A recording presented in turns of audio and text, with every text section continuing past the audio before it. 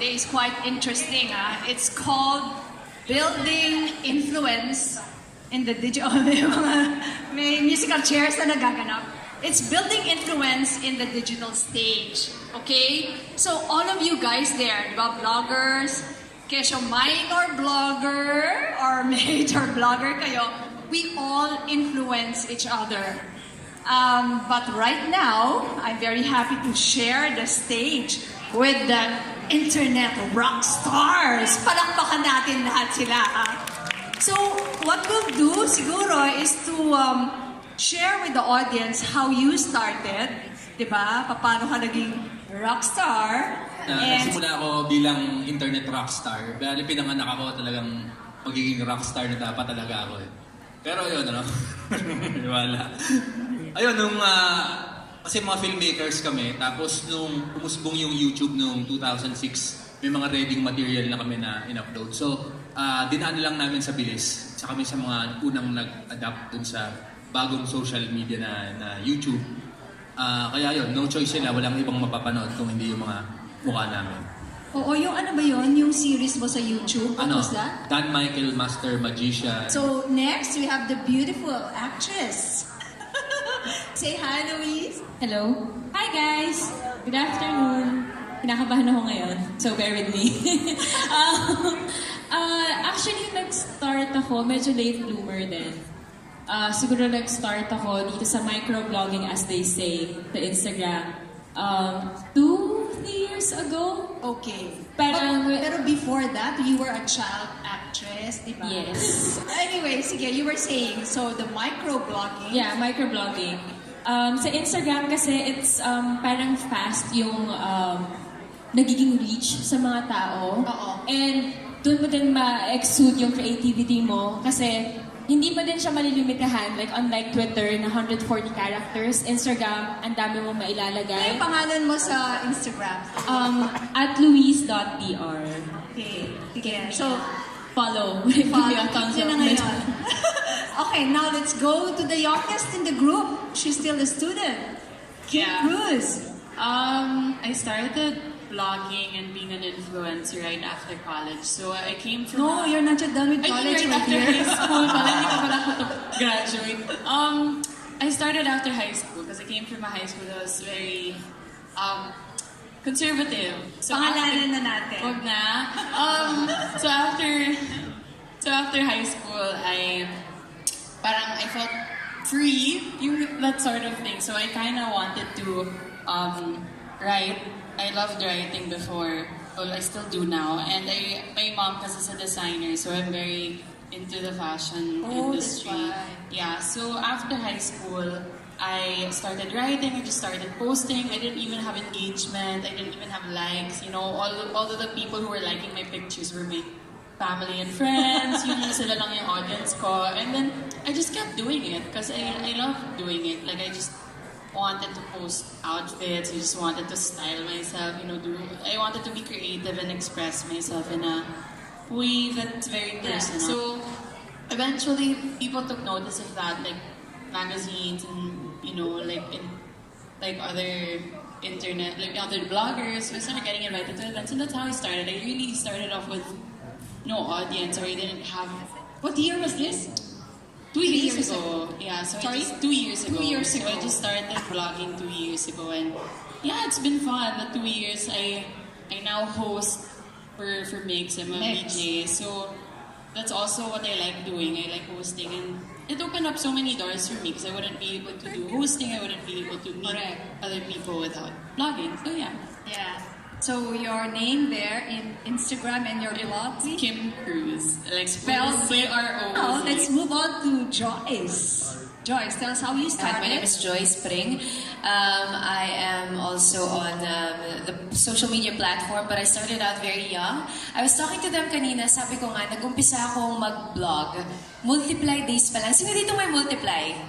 Right? Tapos natuto ka mag-HTML para i-edit yung website mo. So I was starting out in Multiply when I was in high school. It was a project that we had to start our own blog. That was around 2006, 2007.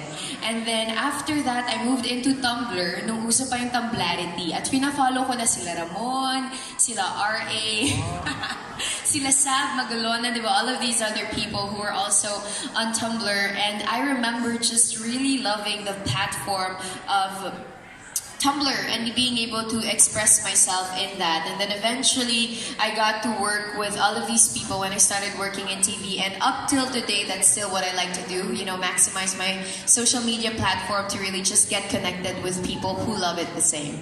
So there. Great. So, let's go naman to the part where you earned your followers. Parang from 0 to, let's say, 100,000. Siguro, what do you think, Ramon? Ano ba yung parang naging, paano ka nauso? Ganon. Aside from the fact na napakagwapo mo, di ba? Ano pa kaya? Ano pa kaya yung mga X factors? Yun lang eh. Pala ako eh. Follow, wala pa. Kwenta-kwenta naman yung mga tinitweet ko eh. Minsan gano'n talaga eh, pagka yung dating mo, malakas talaga. Follow ka nila. Pero yun, yung pagiging una dun sa social media platform, nakakatulong din. Kasi, yun nga, tulad dun sa YouTube, wala silang choice kundi makita ka. Kasi wala namang ibang nag-upload ng mga kalokohan dati na ginagawa namin. Ngayon, everyday, ang daming bago. Everyday, ang daming bagong nakakatawang Twitter accounts. Pero yun nga, pagka nauna, abangan nyo na yung susunod na social media platform. Tapos, kung may na-inventong bago, mauna na kayo doon. Gano'n, di ba, Tinder, bago ba yun? Tanga dumami followers ko sa Tinder. Are you single or are you married na? Ano ba single? In a Wait, kasi my generation, when we say single, it's just a legal status eh. So you're married or not? Are you married? Legal status? You're not yet married, but you're not single. Pero nasa tito age na ako, kaya yung mga millennials dyan na naghahangad sa akin, huwag na kayo umasa dahil hindi ko naman kayo papatulan. Kasi may girlfriend ka na. Siyempre. Oh, okay. Siyempre, yung ganyan Tayo ka mga po, di ba? bakante. Nawawala ng Mga itsurang ganito, hindi na babakante yan. Yes. Okay, si Louise naman, from 0 to X, like followers. Siguro I gained most of my followers kasi artista ako. So, sinesearch nila ako sa internet. Yun, siguro I'm one of the artistas na hindi pinapabayaan yung Instagram. Pero kahit kasi ngayon, meron na silang, kunyari, like a high school student, makikita mo na how creative yung feed nila. So, ang dami ngayon kasi na visual na sila tumingin ng character ng isang tao, which is true, di ba? Na parang, ay, ang ganda ng feed niya. And it causes a lot of negative or positive sa isang tao. But anyway, so I think I gained most of my followers through the creativity na nailalagay ko sa mga post ko. That's how you gain. Yes. And also, cross-platforms. Like yung Instagram, you can link to your Facebook, and kung sino yung mga fans mo sa Facebook, makikita na, ay, meron pala siyang Instagram, and it's becoming word of mouth. You said a while ago na huwag pabayaan yung Instagram. That means how many times do you post? How often? Dumating ako sa point na wala akong nagpo-post kasi I just want to be parang as creative as I can be. Pero dumating din ako sa point na nakakapag-post ako ng 12 photos in a day. Talaga? Oo, 12 photos. Kasi I maintain a grid. Hindi pwedeng one post lang per day kasi nasisira yung pattern ko. So at least 3. Oh, so 3 a day. 3 a day. Okay, so let's ask him naman, how many posts a day? And then you also tell us how you earned your followers from your family members up to hundreds of thousands. Yun naman, How many I times do you think post? Once a day siguro, or twice sometime. Minsan wala. It really varies, pero I try to keep it updated naman. Parang when I don't post for a few days, I feel like, I need to post something. So maghahanap ako ng mapopost kasi I really wanna be visible. It becomes like an obligation. No naman. Well, sometimes. Pero Well, kasi you really have to curate your feed, like what she said. That's what they like viewing. When you look at someone's feed, and if it's it's pleasing to the eye, dapat it's attractive, the feed. So is your boyfriend what they call an Instagram boyfriend? May boyfriend ka ba, Kim? Ang tanong una. Meron po. Pero Yeah. Of course, I know. When I googled her, that's the first thing that came out. Okay. Nag-Google naman pala. And the nice, the article says, not just the girlfriend of. Oh, di ba? Ang ganda. Gusto mo yung nilalaglag ka niya on stage? Hindi nilaglag. It's out there. Okay, so you were saying, so how did you go from 0 to hundreds of thousands? Well, for me, it's like what Louise said. You have to be authentic. You have to connect to your followers. Me naman kasi I think it's an advantage that I'm their age. Like I'm part of their age bracket. Kasi I have a lot of... What is si Ramon? I am... Dito mo siya. Motito age. Oo, tama. Kasi most of my followers... You're only 20? Or I'm 19. You're only turning 19? 20. Yes. Oh, okay. But yeah, most of my followers are around that age. So I think it's the sort of na they can relate. But most of them think that I'm not 19. Parang nagugulat sila. So for me, I'm very outspoken kasi when it comes to a lot of things. And ayun, parang minsan nagkakadrama kasi nga you're too outspoken and stuff like that. Pero me kasi pinaglalaban ko talaga yung if I really think something is right, I'm gonna really express myself online. So I think people kinda like that you have a voice. Kasi it's not naman rare. Parang a lot of influencers kasi they're scared to speak up kasi we'll a talk lot of about people that online, maraming drama online. Yeah. Pero me kasi I like maintaining that The authenticity. authenticity, like what she said. So I think the followers just increased because yun, I'm very true to myself and they can see through that naman. How about you, Joyce? What happened first? The increase of your following or the many things that you're doing like on TV, radio, etc.? Anong nauna doon? I'd like to think that it was first the social media platform that started for me, only because I started doing it when I was very young. I was still in high school. I was 14, 15 at that time. But I was on TV already at 18, so it kind of goes hand in hand. But if we're talking about growing your social media platform, I agree with everything that they said.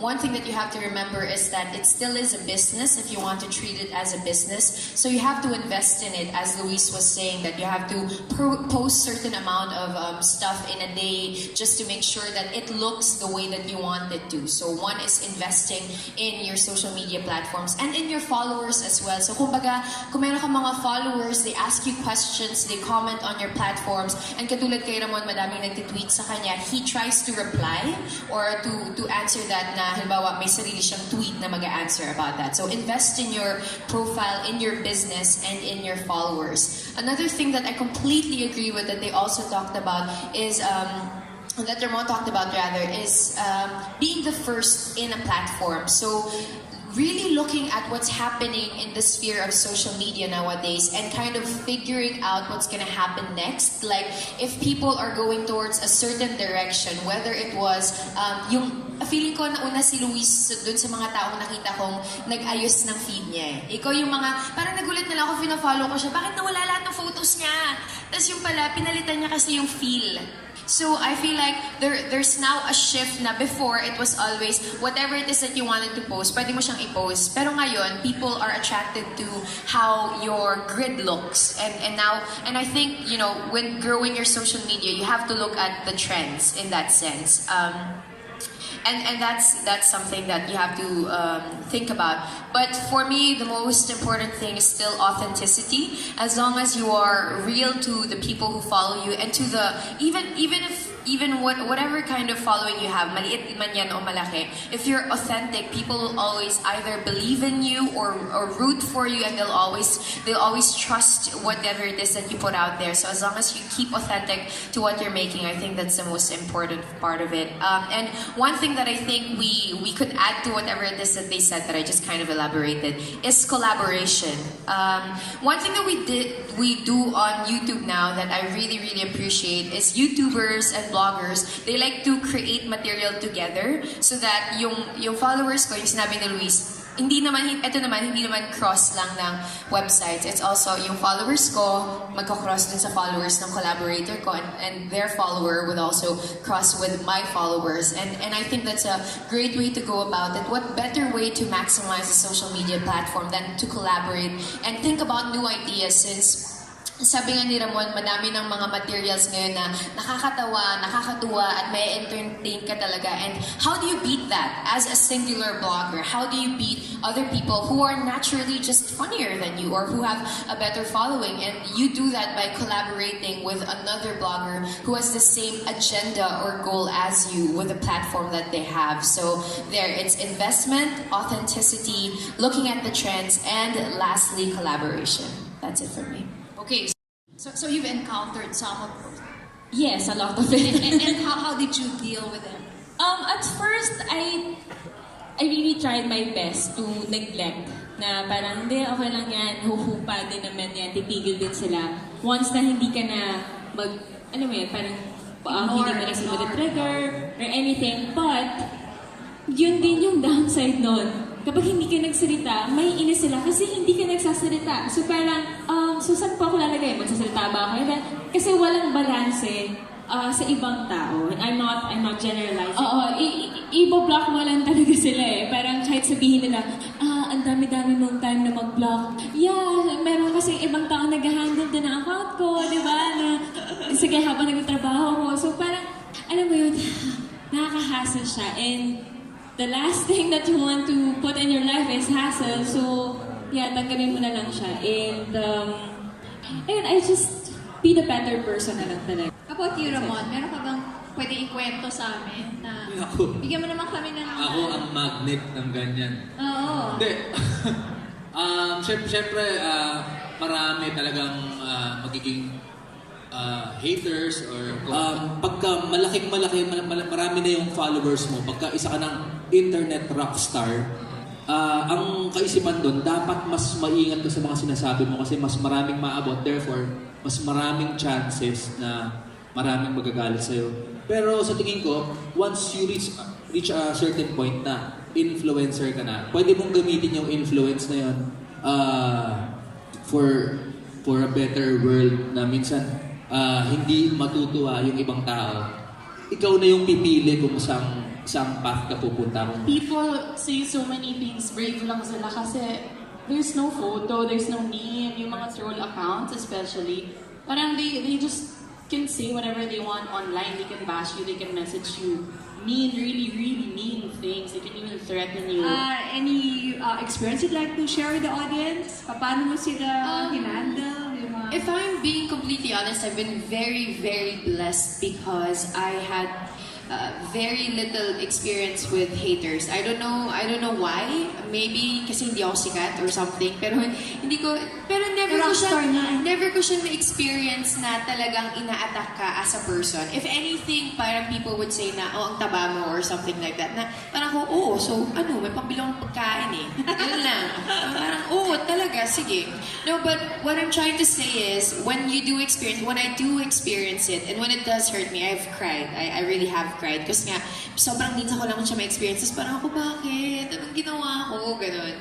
I always remember to choose my battles. And I think that's one thing that they were all talking about during this time.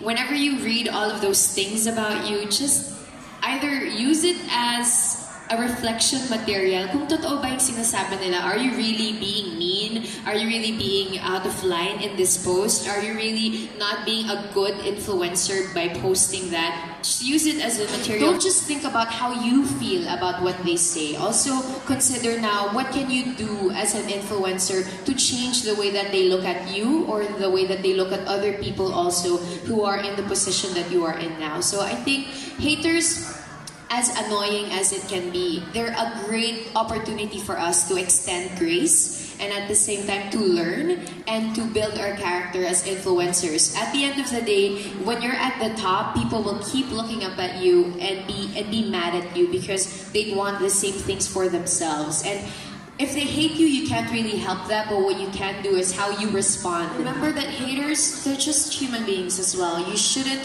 just look at how you feel or how you react towards them, but also how could you use your influence to respond properly. Yeah. Being an influencer is really a privilege and a responsibility at the same time. So maybe let's wind this down. I'll ask you, ano ba talaga yung, what is the purpose? What is your main message to your followers? Profound tayo ngayon. Ramon. Okay, game. Oh, okay, sige. Eh, paano yan? Ikaw yung naiba, siya yung first. Ayun, Main message to everybody here and your millions of followers. Napaka-cliche ng mga sasabihin ko, alam ba? Huwag na, ayoko ng Ay, cliche. kaya nga, yun nga, passion, tapos enjoy what you're doing, make the world a better place, ganyan, be real. Ang bottom line ay don't be yourself kasi yung sarili nyo, hindi nila kayo magugustuhan. Take note yan Kumbaga profile picture, diba yung profile picture na piliin nyo yung pinakamaganda yung angle, filteran nyo kung ano, as best na filter na pwede nyo ilagay. Yun yung ihaharap nyo sa sa online world. Ayun, pwede kayong maging ganon. Pwede kayong maging totoo, humakot ng maraming mga hindi nakakatuwang comments, ganyan, o kaya matanggal yung mga sponsors nyo. Pero, choice nyo yan di ba? Choice nyo yan kung ano yung gusto nyo maggawin sa buhay nyo. Pero what is really your main message to the people? Ano yung gusto mo sana? Because I have this influence, I want the people to blah. Para bang, ano yung gusto mong gawin nila? Na makuha, pwede lang matutunan sa'yo so that they will all be better people. alam mo ako, may tinatawag akong reverse inspiration. Verse inspiration. Ito pa, isa pa. Okay. Pagka first day of classes, Oo, pupunta... you're a teacher, by the way. You still teach. Nung estudyante ako, Okay. first day of classes, kinakabahan ako dahil sa tingin ko ako yung pinakapangit, ako yung pinakabobo. Sa first day of classes, hanapin ko yung mga klase ko. Sino mas pangit sa akin, sino mas bobo sa akin. Yun. Yes. So, gaganahan na ako. Okay. So, sa tingin ko, yung mga ibang vloggers, kung minsan sa tingin nyo, walang kakwenta-kwenta yung mga post nyo, maghanap kayo sa internet world. Meron at merong mas pangit na vlog post dun sa pinost nyo. May inspire ka sa kanila, okay, kung siya ang lakas ng loob niya i-post yan, ako rin siguro. So mas magiging totoo ka, mas na-inspire ka sa kanila, at pasalamat ka rin sa kanila. Hindi naman sabi, salamat dahil pangit ng pinost mo. Sa tingin ko, mas maganda yung sa akin. Pagpasalamat ka dahil nagkaroon ka ng reverse inspiration sa kanila. Reverse inspiration. I'll take note of that. Ang ganda. Oh, Louise. Ang ganda na. How do you think that, ano? Ang hirap sundan mo. Ang hirap yung lang. aking oral test. Okay. Oh, Louise. Hindi ko na, ito, cliche din itong sasabihin ko, pero with great power, comes with great responsibility. responsibility. Sabihin niyo, with great power comes great electricity. Pero, yun yung madalas na quote na nilalagay natin sa mga Instagram photo natin kapag we feel like it or kapag gusto natin i-post as a status sa Facebook. Parang, pagkagising mo sa umaga, humarap ka sa salamin, say good morning before you check your phone. Kung may ipopost ka, palaging isipin mo, makakabuti ba to sa akin? O makakabuti ba to sa ibang tao? Or makakasama to sa ibang tao? Kasi, yung opinions natin, minsan, we mean well. Minsan, tama to para sa atin. Pero, we should always think for the greater good. Very nice. How about you, Kim? For me, I guess it's just to use your influence in a good way and to speak about things that actually matter. You know, just be a source of light, like on social media. Kasi as influencers, we also, like Louise said, may job tayo to, you know, we're responsible for the things that we say. So might as well make it positive, might as well make it, you know, something that matters. So that's it. Yes, and last, Joyce? Ano ulit yung questions? Wala siya. Ano yung main message mo? Main message. Okay. My final message to you guys is look at influence as not just the amount of followers that you have or the amount of material that you release online. Influence is what you exude as a human being, and I think your influence goes as much from your family to your friends to like even whatever social media before whatever social media platform it is that you have or blog that you have. So tandaan mo yun, and when you remember that, and my conviction as always with growing my social media platforms, whether it was Facebook, Instagram, Twitter, YouTube, and also my website, it was always to encourage people to maximize their potentials and have a heart for service. And by service, it doesn't necessarily mean that you're gonna go out and you know, volunteer or do all of these mga altruistic stuff. Service could be as simple as telling people what's a good product to use, telling people where they can go to during a certain travel vlog, making people laugh, as Ramon would say, inspiring people to just be who they are and maximizing their potential. So I feel like it's that, and always remember that if you are going to be making a blog, if you're going to be making all of these social media platforms a part of your life, please make sure that you have an end goal to it. Kasi kung wala kayong end goal as to anong gusto nyong ma-achieve with that blog, if you guys have no mission statement whatsoever, medyo mawawala ka rin eh. And I know that right now, as you're building it, katulad nga nung sinabi ni Ramon, medyo hindi mo pa alam kung anong gusto mong gawin with it, you just want to build it. But once you have your audience, make sure that you know what you want to build and what you want to be able to achieve with that. Iboto si Joyce Pring sa susunod na election. Alam niyo na guys. Yeah. Huwag si Mocha so. This has been a very interesting... Sorry, is that bawal? Okay. Wait, I didn't say Wala akong sinabi. Anyway, we're done. Thank you. Yeah. So it has been a very interesting discussion with the Internet Rockstars here. Remember, all of you are influencers. So what is more important is that you know your content. You realize that you are influencing other people. You guys, you have to be very, very careful with what you say, what you put out there. Make sure that the influence you make is positive. Maraming salamat po sa inyong lahat. This has been Rose Press Fausto. Kung gusto niyong ma-influence tungkol sa pera, go to FQmom.com. Salamat po. By the way, Ramon, nung nag-Wikipedia ako, sabi born 1986, fake news yun. The microphone, please. O sige, Ramon, Fake please. news 1990.